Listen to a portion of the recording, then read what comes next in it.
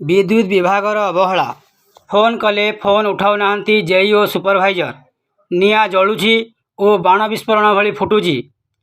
बौद्ध ब्लॉक लक्ष्मीप्रसाद ग्राम पंचायत नारायणनगर ग्रामर दैनिक बजार छक एठारे प्रत्येक दिन दैनिक बजार बसे। यही दैनिक बजार छक रही गोटे विद्युत खुंट।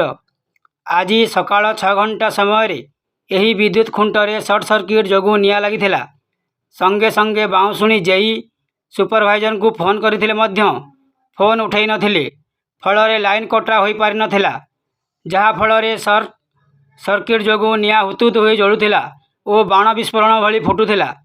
किछि समय पर कही व्यक्ति जणे लाइनमैन को फोन करथिले, जहा फलरे लाइन काटी दिया गला। किंतु विद्युत विभागर अवहेला जोगु बारंबार एभली घटना घटुछि।